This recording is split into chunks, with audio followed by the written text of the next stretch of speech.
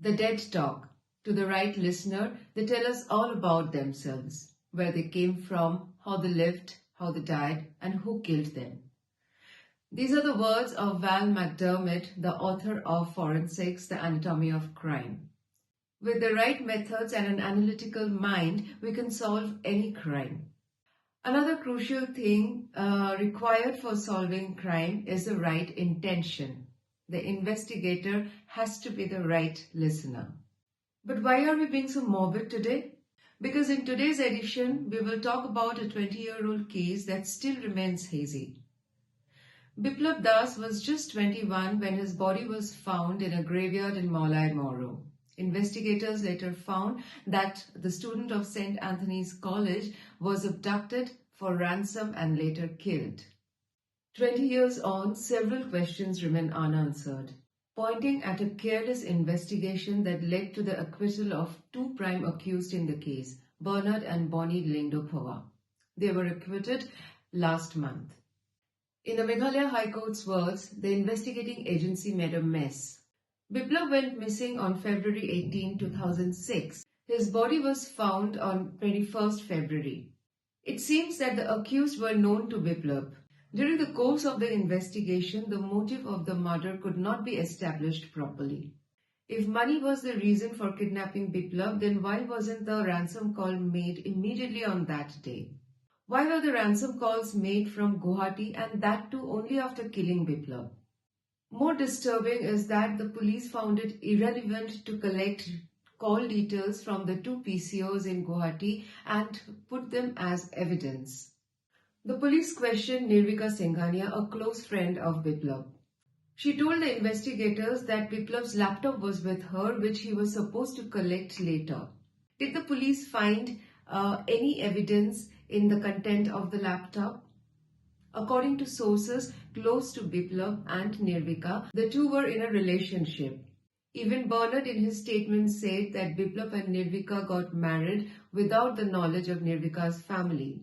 If that is so, then did the girl's family know Biplab? And if yes, did the police investigate any of the family members in connection to this case?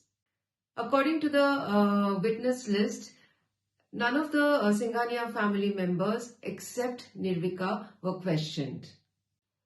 Also, according to the media, the post-mortem report said the hyoid bone was found broken on both sides and that it could be the case of suicide by hanging.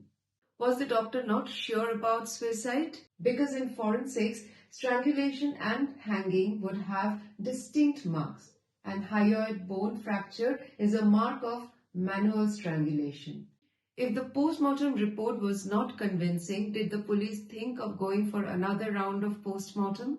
These are the questions besides the loopholes which have been raised over the years. A detailed report by Meghalaya Monitor will give an insight into the case and the missing links so far.